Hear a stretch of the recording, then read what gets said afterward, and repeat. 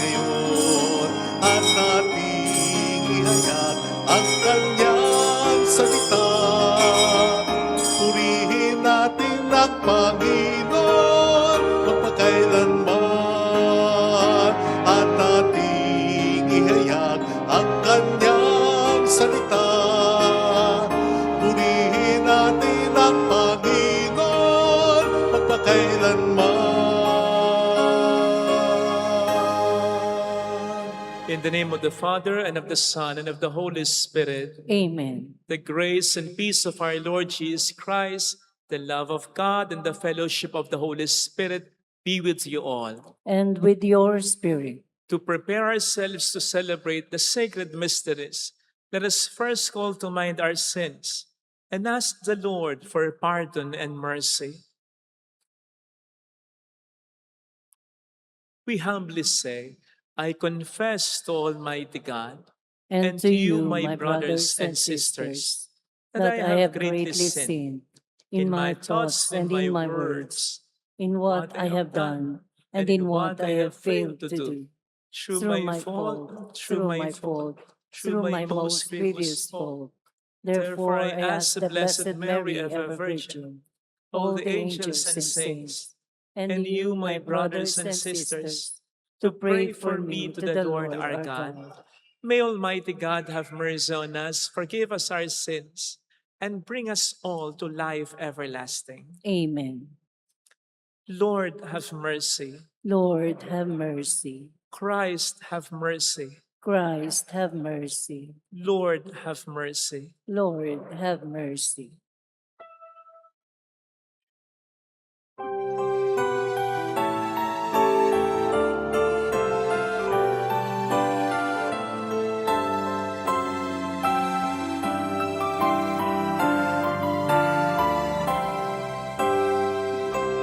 Luwalhati sa Diyos sa kaitaasan,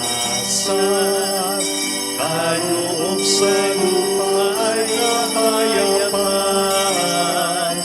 Pinupuri ka't ipinagkarangal, siyang samba ka dahil sa dakilang kalwalhatian. Panginoon naming Diyos sari ng langit, Amang makapangyarihan, Panginoong Jesucristo, bugtong na anak ng Diyos, Kordero ng Ama. Ikaw na nag-aalis ng mga kasalanan ng sanlibutan.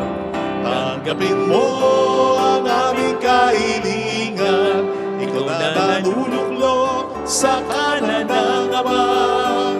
Maawa ka sa amin, ikaw lamang ang banal, Panginoong Jesucristo, kasama ng Espiritu, sa luwalhati ng Ama. Amen, amen, amen, amen.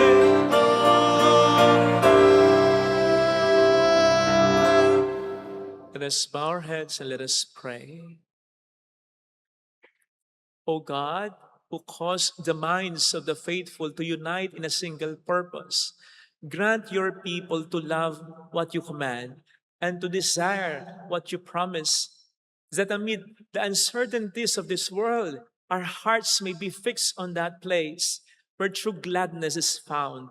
Through our Lord Jesus Christ, your Son, who lives and reigns with you in the unity of the Holy Spirit, one God forever and ever. Amen.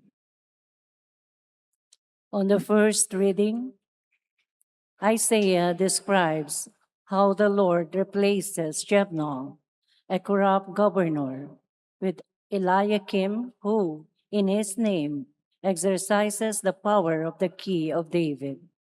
This foreshadows Christ's action of safeguarding the church through the power given to Peter. A reading from the book of the prophet Isaiah. Thus says the Lord to Shebna, master of the palace, I will trust you from your office and pull you down from your station.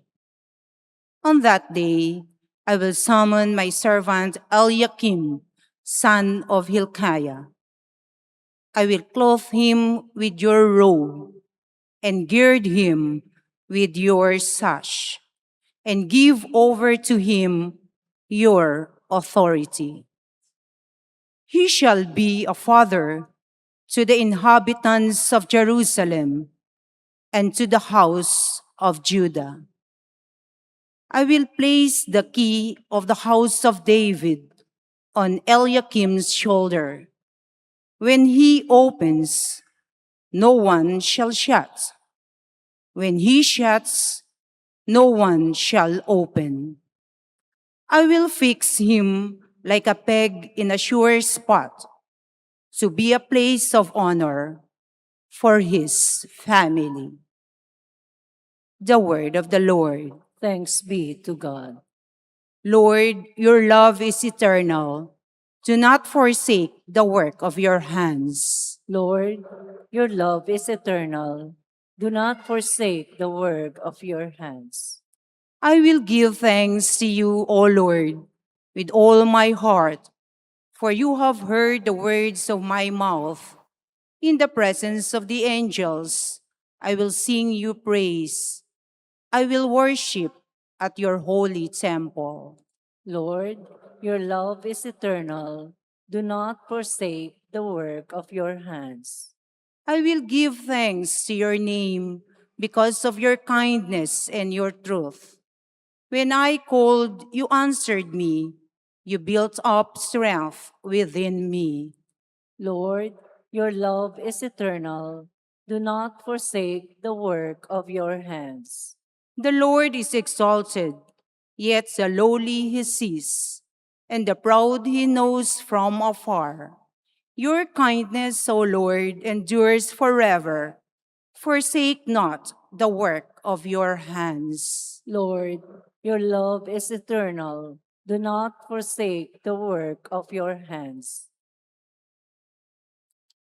On the second reading, the salvation which the Father has accomplished through Jesus leads Paul to contemplation and praise, prayer, and thanksgiving. A reading from the letter of St. Paul to the Romans. Oh, the depth of the riches and wisdom and knowledge of God! How inscrutable are his judgments, and how unsearchable his ways! For who has known the mind of the Lord? Or who has been his counselor? Or who has given the Lord anything that he may be repaid? For from him, and through him, and for him are all things. To him be glory forever. Amen. The word of the Lord. Thanks be to God.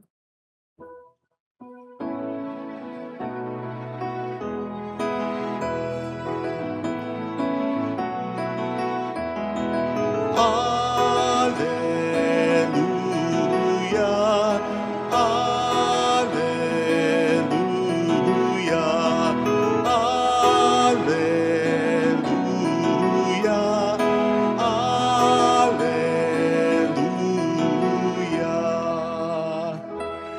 You are Peter, and upon this rock I will build my church, and the gates of the netherworld shall not prevail against it. Alleluia, alleluia, alleluia, alleluia.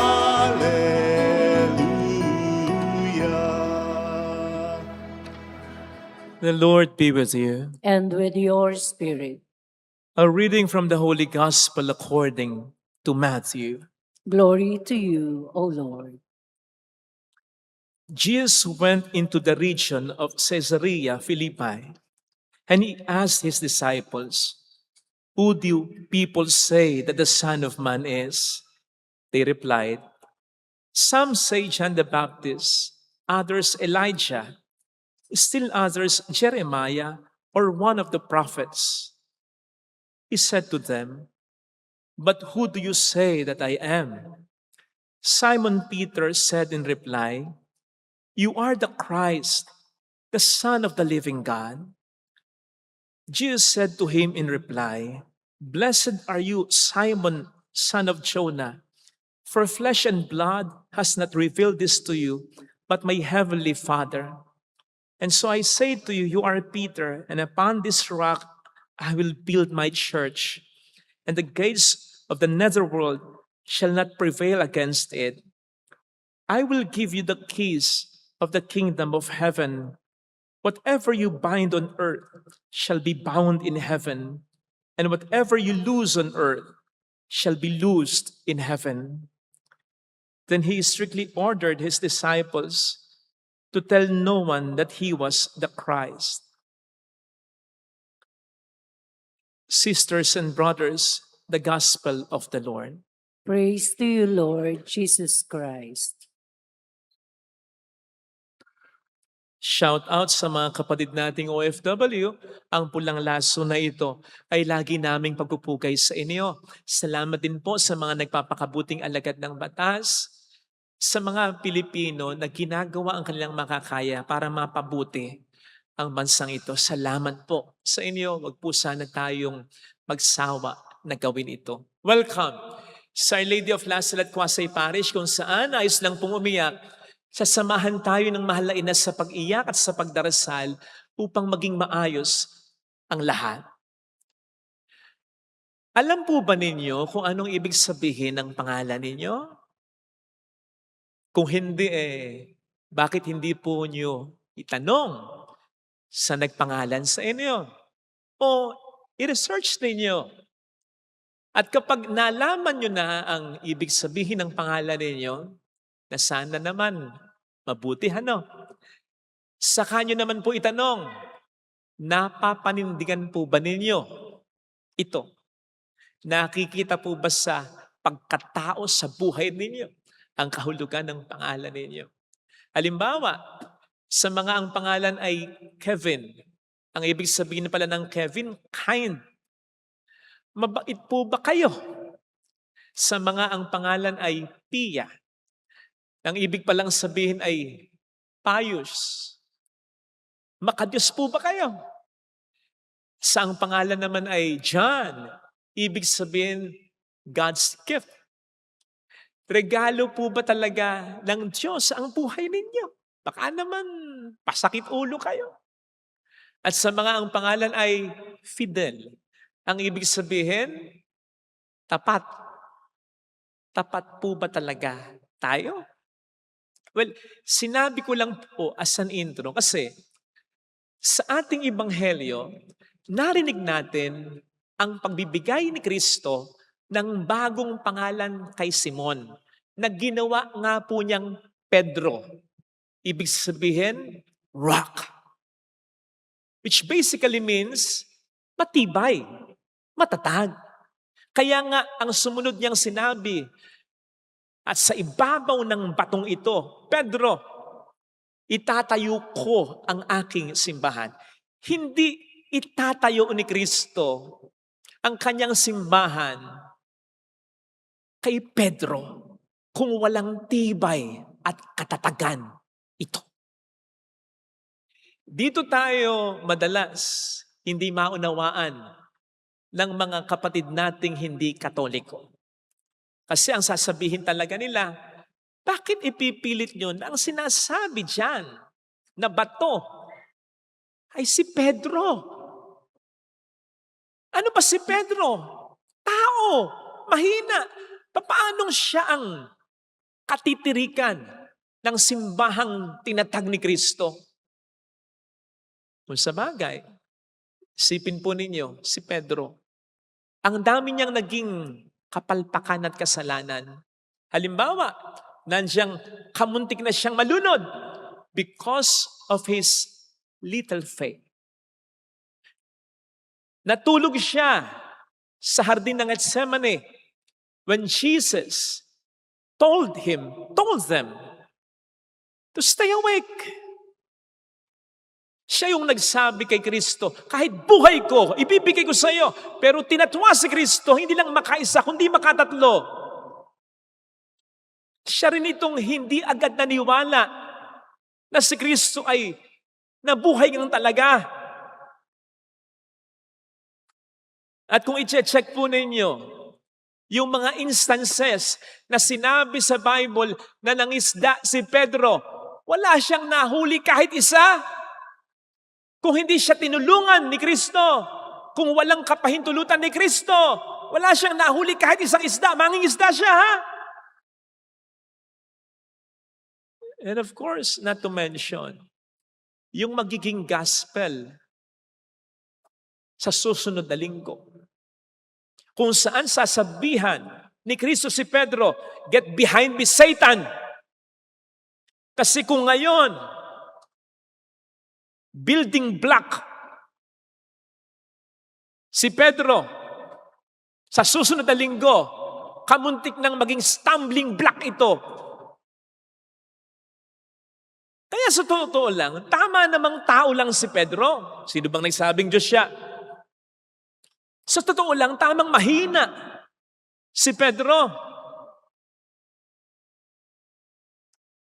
Pero, para sa ating mga Katoliko, pupwede talaga siya na maging batong kinatirikan ng simbahang ito. Sapagkat while hindi natin dinidiscard ang kahinaan niya, hindi rin naman natin matatawaran ang pananampalataya niya. Yung pananampalatayang sinabi niya dito na later on, paninindigan na niya. Sukat ialay pa niya ang buhay niya. So yung batong kinatitirikan ng simbahang tinatag ni Kristo ay hindi si Pedro sa kanyang pagkatao, kundi si Pedro sa kanyang pananampalataya kay Kristo. Peter is rock not by himself, but because of his connection to Jesus, the true rock.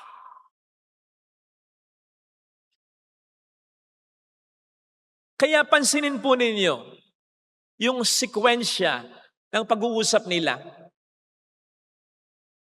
It was only after Peter declared Jesus as the Son of God did Jesus declare Peter as the rock. Nauna muna yung pananampalataya ni Pedro bago yung pagtitiwala sa kanya ni Kristo na maging katatayuan ng simbahang ito. Nauna muna yung profession bago yung commission. Nauna muna yung declaration ni Pedro bago yung misyong ibinigay sa kanya ni Kristo. Alalaong baga, para bang sinasabi ni Kristo kay Pedro, Pedro, ikaw ay bato, matatag ka, matibay ka, for as long as ako ang lakas mo. Totoo, ang tunay na bato na sinasabi sa Biblia, yung the rock, capital letter R, ang Diyos. Small letter R, rock, si Pedro. And so, Jesus that does not cease to be the true rock. It's just that He lets Peter share in his own firmness. Hinahatian lang niya si Pedro ng katatagan at tibay niya. Sapagkat ang Panginoon mismo ang nagsabi, di ba? John 15 verse 5, apart from me, you can do nothing.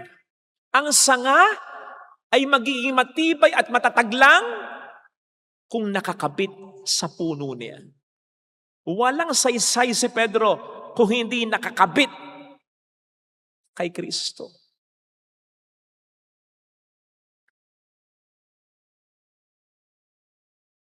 Parang kayong mga magulang, nang tinuturuan niyo pong magbisikleta ang anak niyo na noong ay batang-bata pa. Kumpiyansa kayo. Naniniwala kayo matututong magbisikleta yung anak niyo kahit mahina pa, kahit na out of balance pa. Bakit? Kasi hawak niyo yung bisikleta. Nakaalalay kayo sa kanya. So ganun ang kumpiyansa ng Diyos kay Pedro. Ganun ang kumpiyansa ng Diyos sa atin bilang batong inaasahan ng pamilya natin o ng mga taong tinutulungan natin. Ang kumpiyansa ng Diyos sa atin nasa matibay na pananampalataya natin sa Kanya. So parang sinasabi rin ng Diyos sa atin, magiging matatag ka. Lahat kakayanin mo. Basta ako lagi ang lakas mo. You are capable na maging sandigan, na asahan ka ng pamilya mo, ng mga taong pinaglilingkuran mo, hanggat ako ang lakas mo. Sa akin ka kukuha ng lakas, sa akin ka magtitiwala, makakaya mo. Yun ang sinasabi dito. Hence, kung tutuusin, ang isang asawa na tunay na matatag at matibay bilang asawa ay hindi yung 100% talagang tapat sa kabiyak niya. Walang ganun. Kahit sa isip mo, faithful ka. Kahit sa mata, faithful ka. Walang ganun. Guni-guni yun. Ang isang matibay at matatag na magulang, hindi yung never na nagkulang sa anak niya. Kahit gaano kayo mapagmahal bilang mga magulang, magkukulang at magkukulang kayo kahit papaano lang. Ang isang matibay at matatag na anak ay hindi yung pirmis na laging sumusunod at gumagalang sa magulang nila. Ang isang matatag at matibay na kapatid, hindi yung constant na may malasakit sa kanyang kapatid. Ang isang matatag at tunay na kaibigan, hindi yung always na nandyan o maasahan. Walang ganyan. Ang isang matatag at matibay na pare ay hindi yung hindi nagkakamali. Lalong walang ganyan. Sa halip, ang isang matatag at matibay na kabiyak, na magulang, na anak, na kapatid, na kaibigan, na pare, o kahit sino sa atin, ay yung laging kumakapit, bumabalik, umaasa,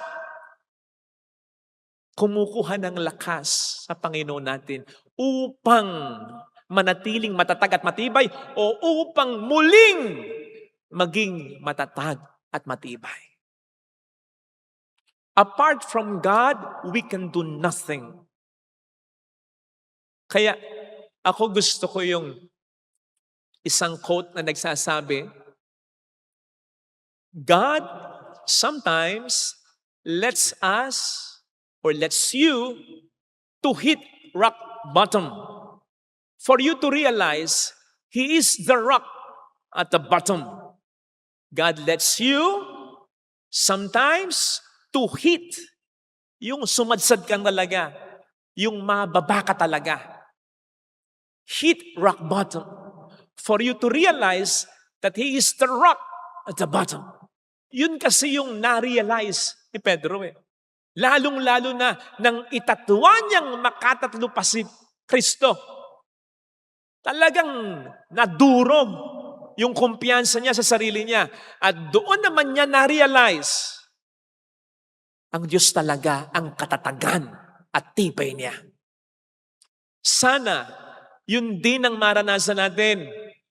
Lalo na sa pagiging bato na inaasahan ng pamilya natin at ng kapwa natin. Ginagawa naman natin ng lahat pero hindi maiwasan. Nagkamali ka, nagkulang ka. O kaya napagod ka na, nasaktan ka, nahihirapan ka na. Sana, pag dumating yung puntong yon, ma-realize natin na ang ating tibay at lakas talaga ay ang ating Panginoon, that we will be able to move on kung patuloy tayong kakapit sa Panginoon. Pag nagkaganon, huwag nating kakalimutan yung sinabi ni Kristo kay Pedro. Anong sabi niya? Ikaw ay bato, at sa ibabaw ng batong ito, itatayo ko ang aking simbahan. Hindi sinabi ni Kristo kay Pedro, sa ibabaw ng batong ito, ikaw Pedro, sa ibabaw mo, itatayo mo ang iyong simbahan. No! Ang sabi ni Kristo, itatayo ko sa ibabaw mo ang aking simbahan. Ibig sabihin, ang magsisikap pa rin itaguyod ang pamilya natin. Ang magsisikap pa rin itaguyod yung mga taong sinusuportahan natin. Ang magsisikap pa rin ilaban ang pamilya natin at ang mga taong nilalaban natin. Ang Panginoon natin. Because we can only do much.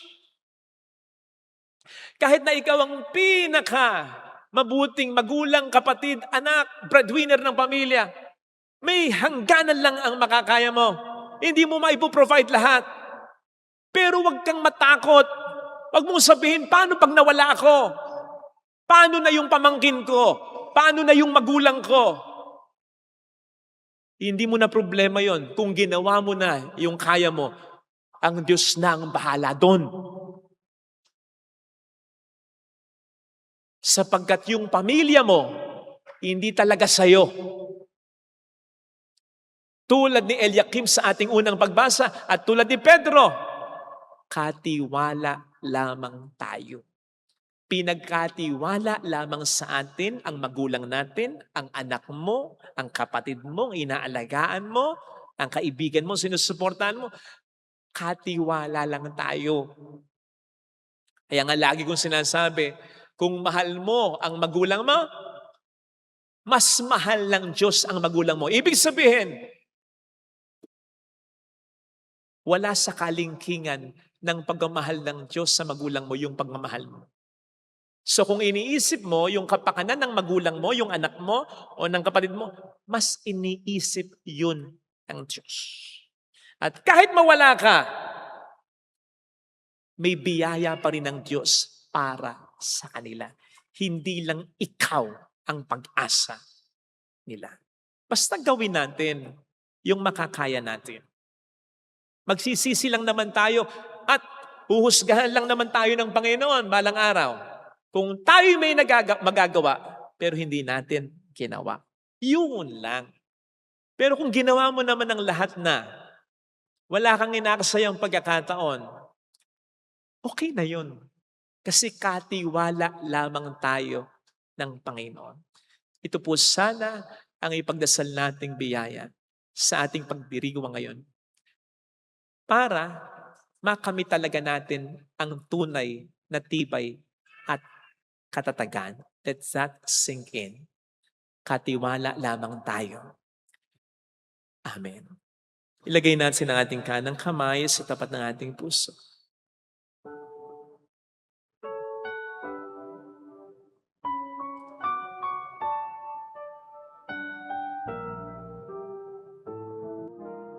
Alam kong may magagawa ang Diyos. Alam kong may magagawa Makapangyarihan siya. ang Diyos. Alam kong may magagawa ang Diyos.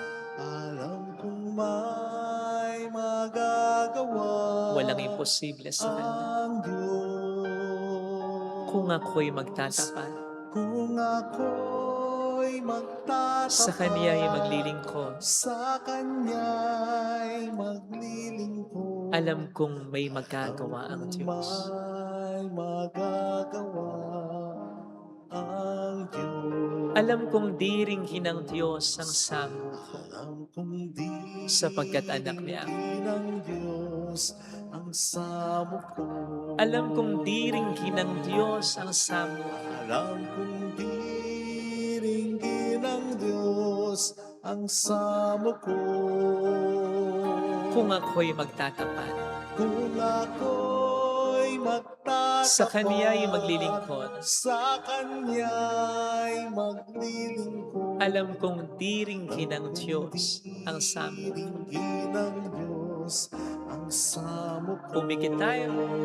Panginoon, tulungan mo po kaming maalala lagi na mga katiwala mo lang kami kahit na ng mga taong mahalaga sa buhay namin.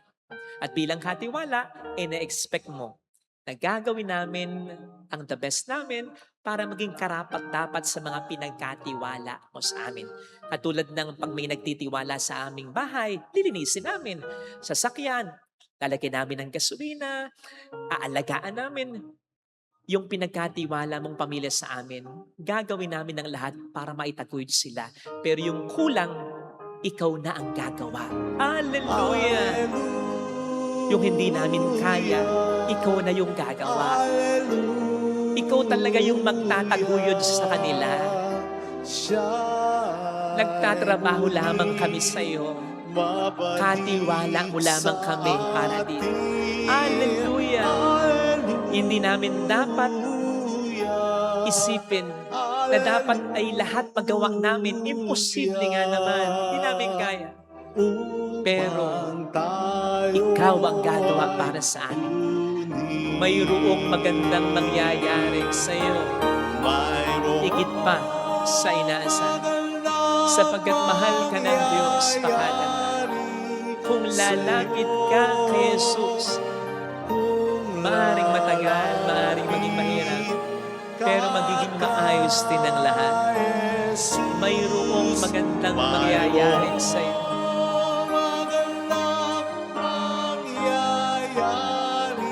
Kung lalapit kay Jesus, Kung lalapit kay Jesus. glory to the Father, and to the Son, and to the Holy Spirit. As it was in the beginning, is now, and ever shall be, world without end. Amen. I believe in God, The Father Almighty, Creator of heaven and earth, and in Jesus Christ, His only Son, our Lord, who was conceived by the Holy Spirit, born of the Virgin Mary, suffered under Pontius Pilate, was crucified, died, and was buried. He descended into hell. On the third day, He rose again from the dead. He ascended into heaven and is seated at the right hand of God the Father Almighty. From there, He will come to judge the living and the dead. I believe in the Holy Spirit, the Holy Catholic Church, the communion of saints, the forgiveness of sins, the resurrection of the body, and life everlasting. Amen. For every prayer, let our response be, Lord, hear our prayer. Lord, hear our prayer.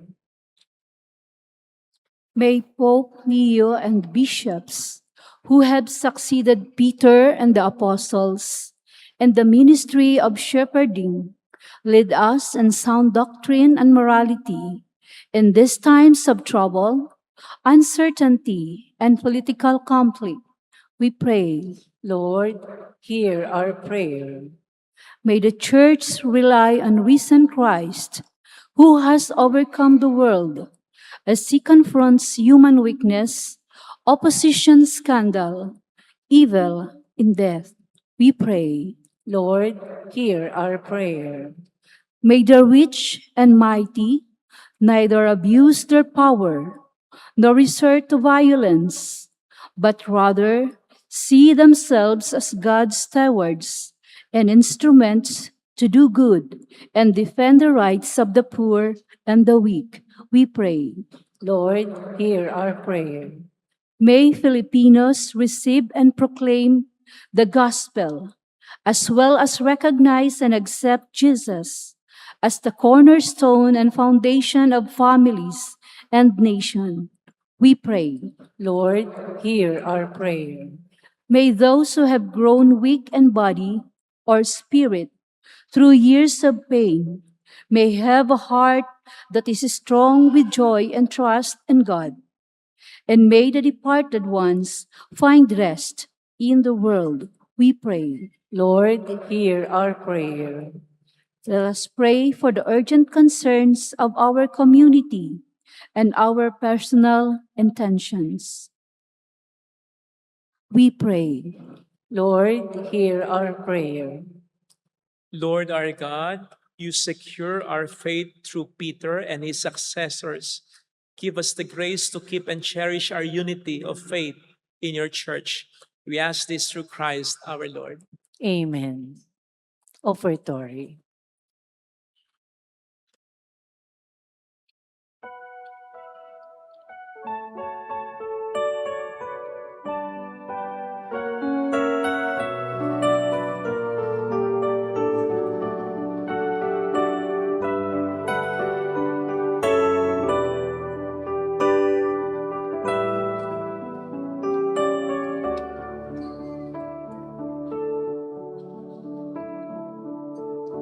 aming alay sa'yo, Panginoon. Ang tinapay at alak na iyong kaloob upang gunitain ang iyong buhay na inialay nang tayo'y magdiwang bilang isang sambayanan.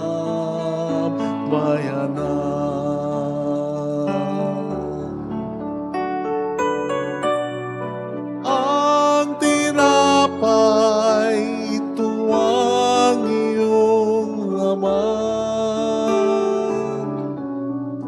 at ang alak, ito ang iyong dugo. Laman mo'y inihain upang lahat ay buhayin. Dugo mo ang dumanak ng lahat ay mapatawad.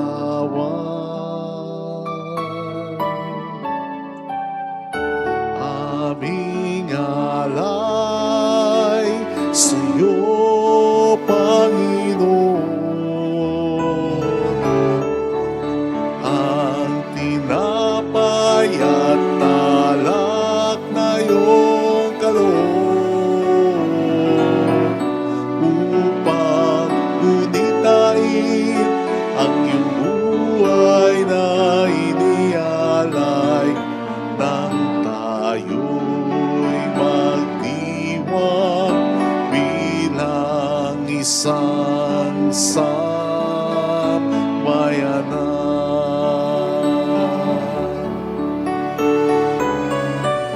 Hindi lang dahil ng mahal na Birheng Maria, una mong luklukan ang kanyang sinapupunan. Sa aming pagtanggap sa iyo, ikaw nawa'y malan sa aming mga puso nang dumago sa kabanalan.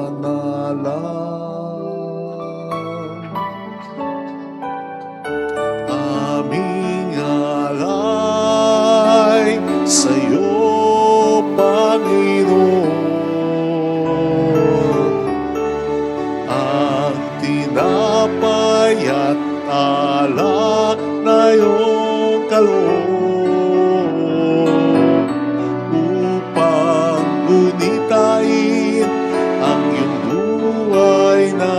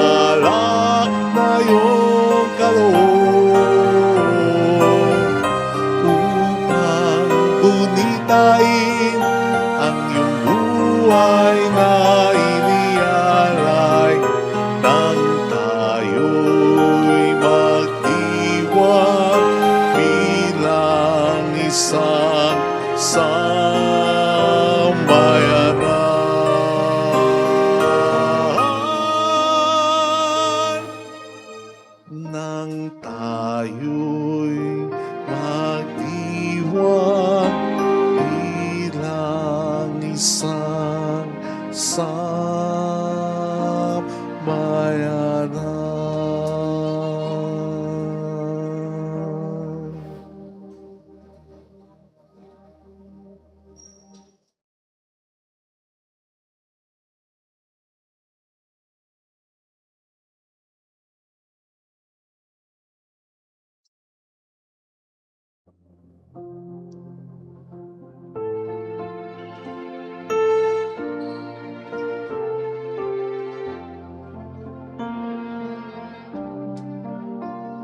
Maligaya tayong lumapit sa altar, ialay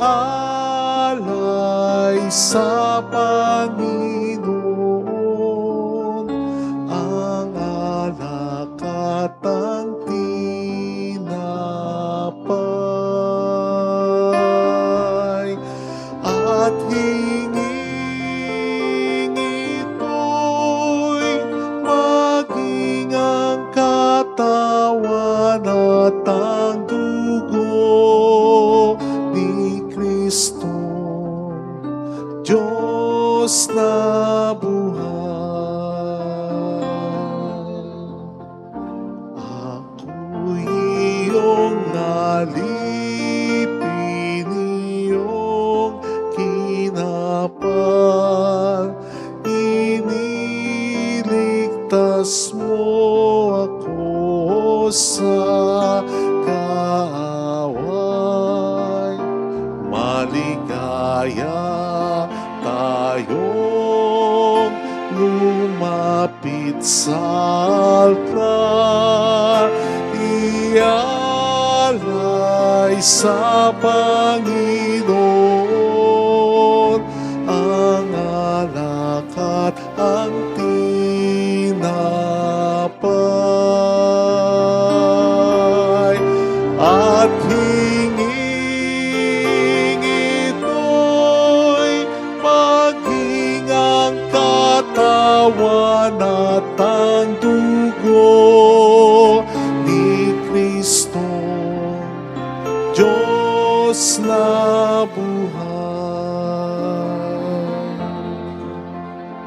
Ika'y aking pupurihin magpakailanman, at tatawagin ko ang ngalan niya. Maligaya tayo lumapit sa altar, ialay sa Panginoon ang alak at ang tinapay,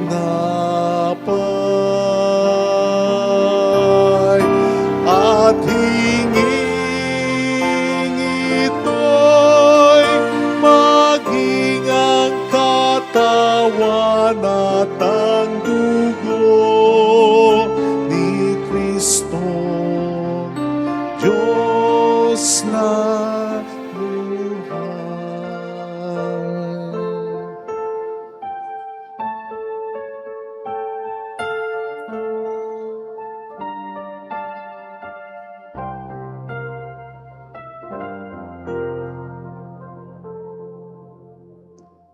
Ating alay namin sa hapag mo'y aming inihain,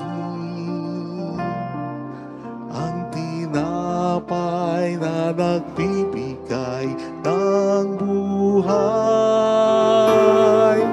ang pagkain ng kaligtasan.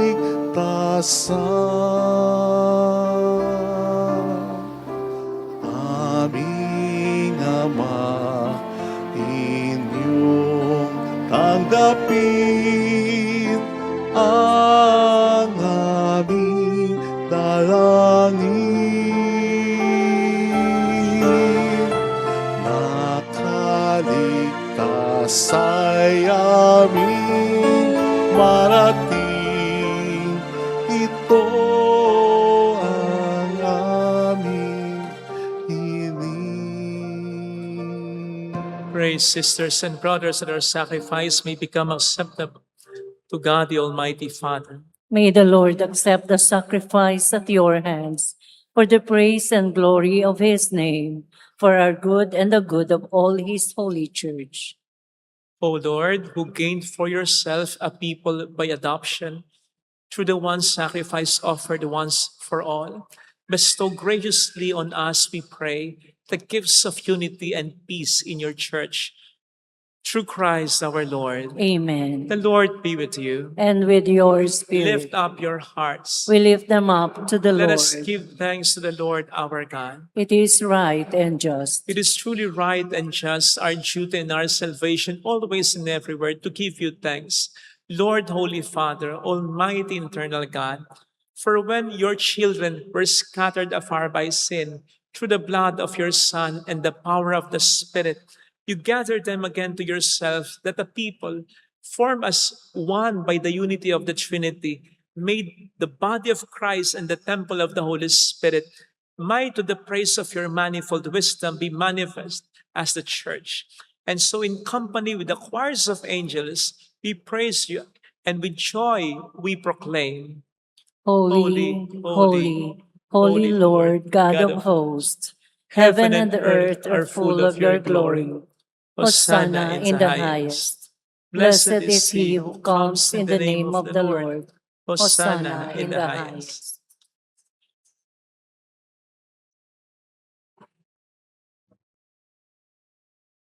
You are indeed holy, O Lord, the fount of all holiness.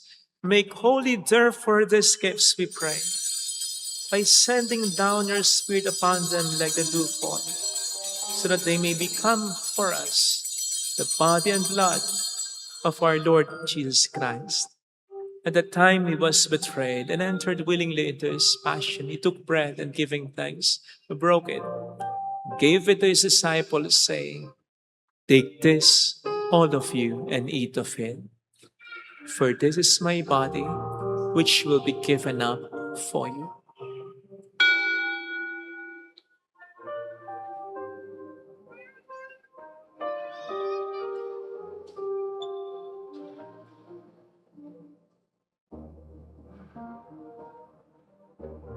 In a similar way, when supper was ended, he took the chalice and once more giving thanks, gave it to his disciples, saying, "Take this, all of you, and drink from it. For this is the chalice of my blood, the blood of the new and eternal covenant, which will be poured out for you and for many, for the forgiveness of sins. Do this in memory of me."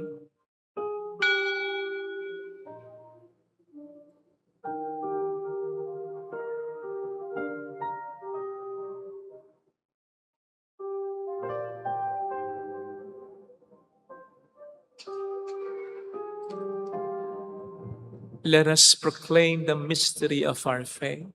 When we eat this bread and drink this cup, we proclaim your death, O Lord, until you come again. Therefore, as we celebrate the memorial of his death and resurrection, we offer you, Lord, the bread of life and the chalice of salvation, giving thanks that you have held us worthy to be in your presence and minister to you. Humbly we pray that partaking of the body and blood of Christ, we may be gathered into one by the Holy Spirit.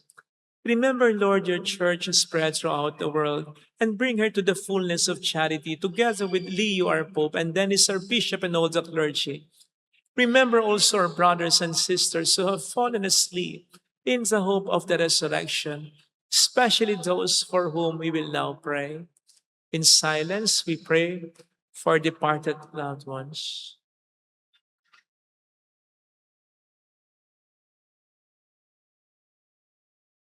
And all who have died in your mercy, welcome them into the light of your face. Have mercy on us all, we pray, that with the Blessed Virgin Mary, Our Lady of Lazaret, Mother of God, Saint Joseph, her most chaste spouse, with all the blessed apostles and saints who have pleased you throughout the ages, we may merit to become co-heirs to eternal life and may praise and glorify you through your Son, Jesus Christ. Sa pamamagitan ni Kristo, kasama niya at sa Kanya, ang lahat ng parangal at papuri ay sa iyo, Diyos Ama, makapangyarihan, kasama ng Espiritu Santo, magpasa walang hanggan.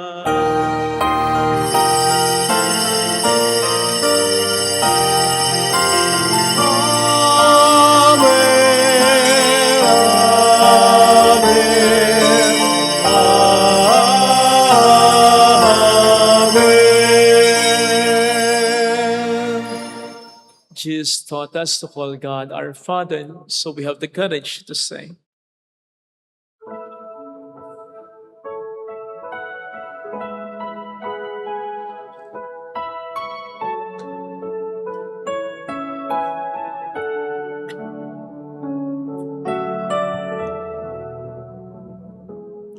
Ama namin, sumasalangit ka, sambahin ang ngalan mo, mapasa amin ang kaharian mo, sundin ang loob mo, dito sa lupa para ng sa langit.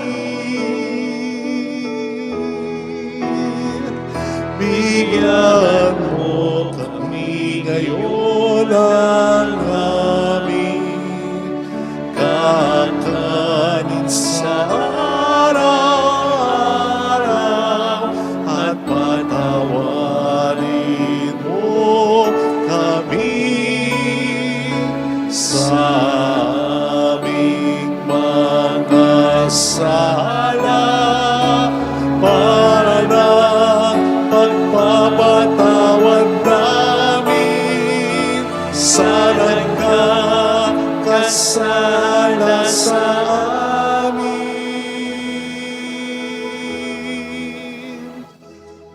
At huwag mo kami ipahintulot sa tukso at iadya kami sa lahat ng masama.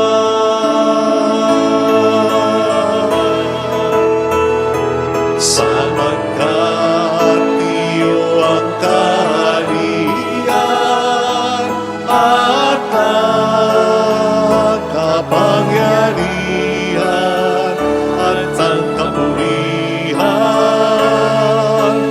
magpakailanman. Amen. Lord Jesus Christ, who said to your apostles, Peace I leave you, my peace I give you. Look not on our sins, but on the faith of your church, and graciously grant her peace and unity in accordance with your will, who live and reign forever and ever. Amen. The peace of Jesus be with you always. And with your Let spirit. us offer one another the sign of God's peace. Peace be with you. Peace be.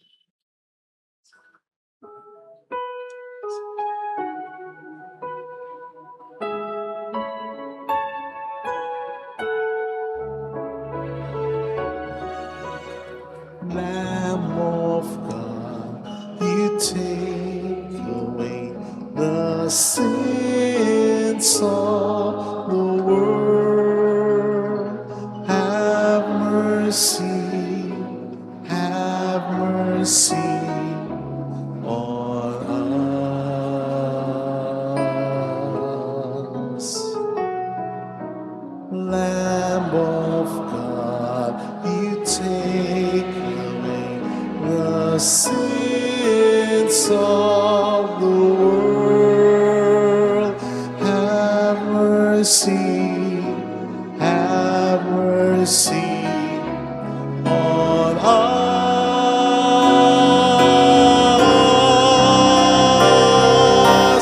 Lamb of God, you take away the sins of the world. Grant us peace. Grant us peace. Behold, Jesus, the Lamb of God who takes away the sins of the world. Happy are those invited to receive him. Lord, I am not worthy that you should enter under my roof, but only say the word, and my soul shall be healed.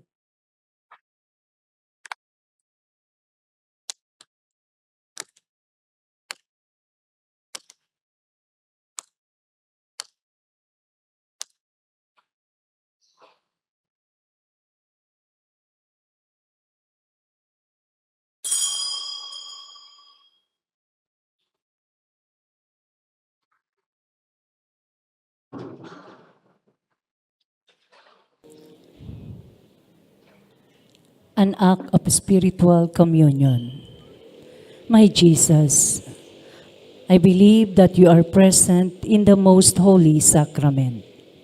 I love you above all things, and I desire to receive you into my soul. Since I cannot at this moment receive you sacramentally, come at least spiritually into my heart. I embrace you as if you were already there and unite myself wholly to you. Never permit me to be separated from you. Amen.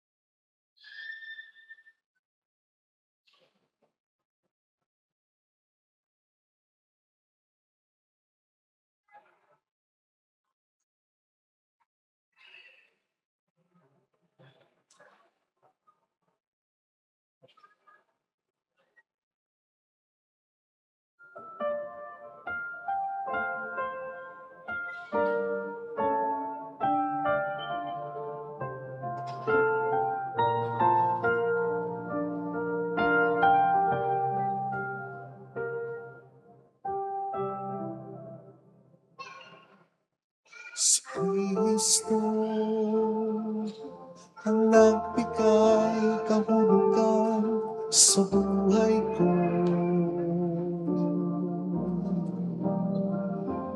Ipinakita niya ang tunay kong katayuan.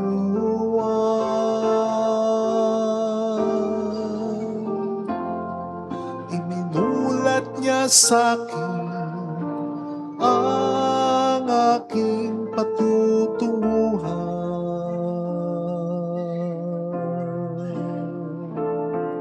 Ang ganap kong makapiling ang Diyos Ama.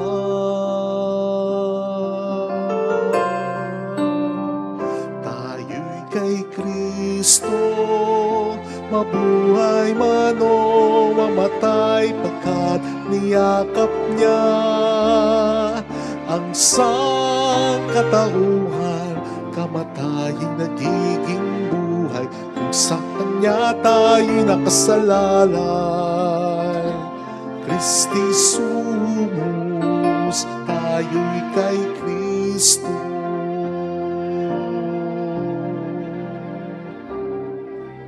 Tinawag niya tayo at pinili mula sa karamihan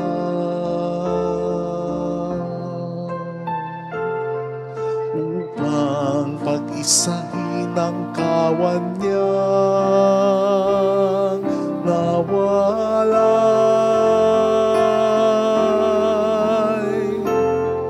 nang mabuhay ng sama-sama at nagkakaisa sa pag-ibig at kapayapaan kasama niya.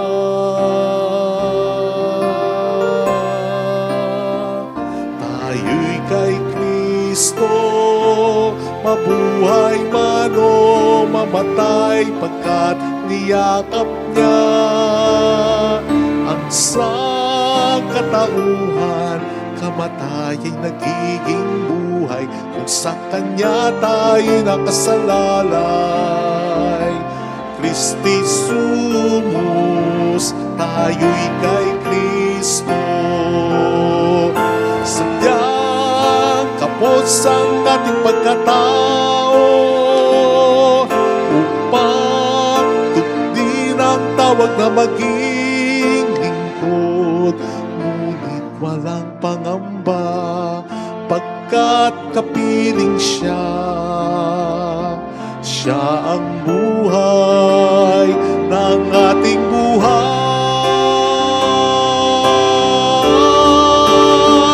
Tayo'y kay Kristo, mabuhay man o mamatay, pagkat niyakap niya ang sangkatauhan.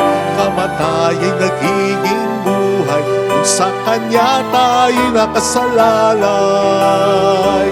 Christi sumus, tayo'y kay Kristo.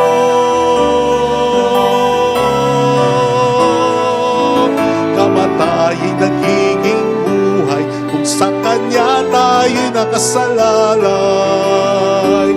Christi sumus,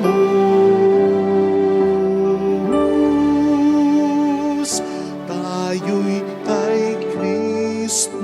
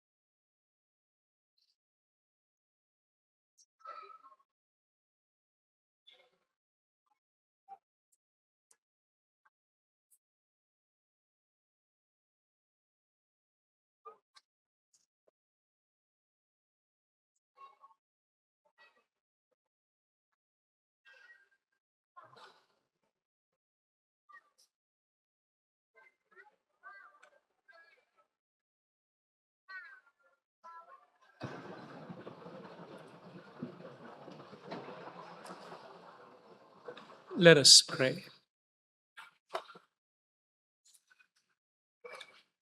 Complete within us, O Lord, we pray, the healing work of your mercy, and graciously perfect and sustain us, so that in all things we may please you, through Christ our Lord. Amen. Holy God, Holy Mighty One, Holy Immortal One. Have mercy on us and on the whole Holy world. God, Holy Mighty One, Holy Immortal One.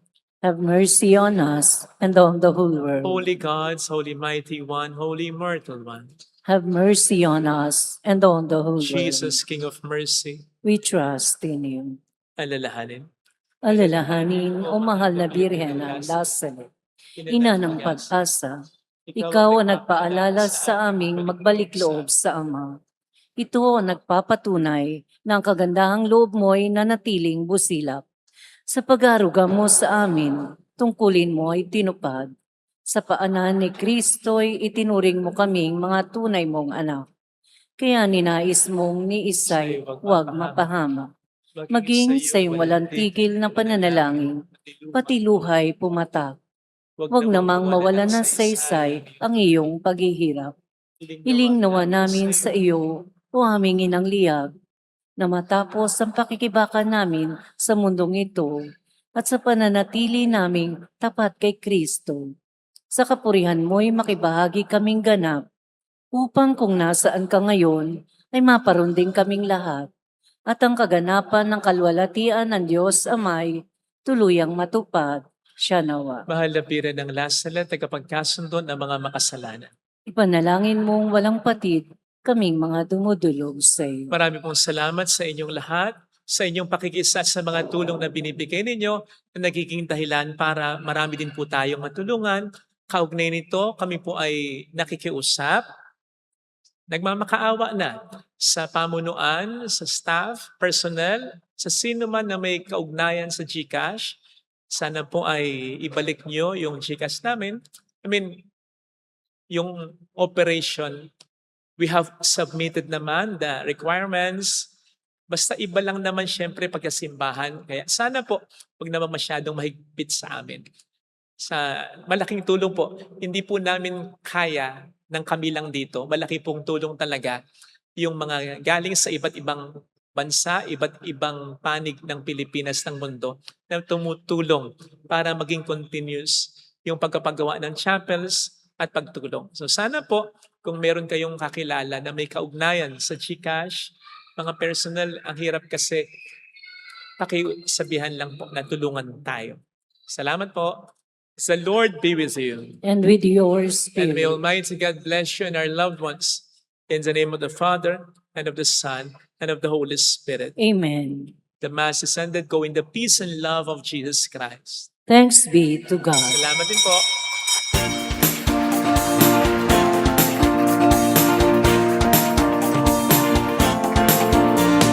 Mary, Mother of the Lord, hear the prayer we sing to you. Let your tears sip in our minds and hearts as once they fell at Nazareth.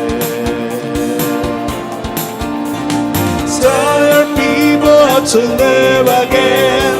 Tell your people how to sing again. Tell your people how to dance again. Tell your people how to pray again. Mary, Mother of the Lord, hear the prayer we sing to you. Let your tears sip in our minds and hearts as once they fell at Nazareth.